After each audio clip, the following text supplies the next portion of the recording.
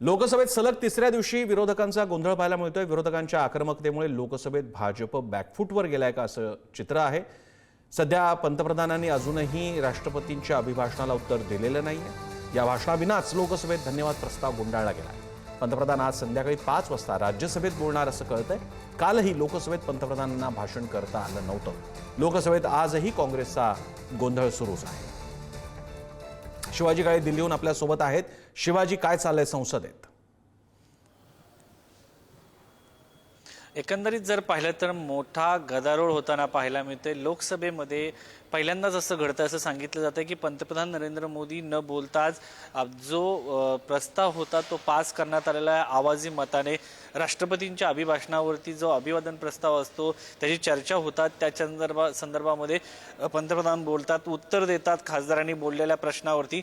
मात्र अशा पद्धतीने पंतप्रधानांनी न बोलता तो प्रस्ताव पास करण्यात आलेला आहे। दुसरीकडे राज्यसभेमध्ये पंतप्रधान आज बोलणार आहेत। त्या दृष्टिकोनातून जर आपण पाहिलं तर काँग्रेसने आता सकाळपासूनच रणनीती तयार केल्याचं पाहायला मिळतंय। राज्यसभेमध्ये जे विरोधी पक्ष नेते आहेत आणि काँग्रेसचे अध्यक्ष आहेत मल्लिकार्जुन खरगे यांनी देखील सांगितलेलं आहे की विरोधी पक्षाला बोलू जावं। प्रियंका गांधी यांचं म्हणणं आहे की राहुल गांधी हे ट्रेड डीलच्या संदर्भात बोलतात, एस्टन फाईलबद्दल बोलतात आणि मनोज नरवणे हे त्यांचं जे पुस्तक आहे त्या कथित पुस्तकामध्ये जे काही लिखाण केलेलं आहे ते अप्रकाशित आहे आणि त्या पुस्तकाबद्दल राहुल गांधी यांना संसदेमध्ये बोलायचं आहे। यामुळे हा सगळा गोंधळ सुरू आहे। तर या सगळ्यामध्ये दुसरीकडे बालबोध असा उल्लेख राहुल गांधी यांचा भाजपच्या नेत्यांनी केलेला आहे। मात्र या सगळ्यामध्ये या तीनही जे मुद्दे आहेत, ट्रेड डीलच्या संदर्भामध्ये जो तपशील आहे, जॉईंट स्टेटमेंट जे आहे ते अद्यापर्यंत आलेलं नाहीये। अमेरिका एकीकडनं सांगते आहे की कृषी क्षेत्राला त्यांचा फायदा होईल। भारताचं जर आपण हे पाहिलं तर टॅरिफच्या संदर्भात 18% टॅरिफ त्यांनी भारतावरती अजूनही लावलेला आहे, तर आपण अमेरिकेवरती 0% टॅरिफ लावला। त्यामुळे तिथल्या लोकांचा निश्चितपणे फायदा होईल का की आपल्या लोकांचं होईल याबद्दल साशंकता आहे, संभ्रम आहे। हे सगळे मुद्दे जे आहेत लोकांच्या जीवन मरणाच्या प्रश्नासंदर्भात आहे।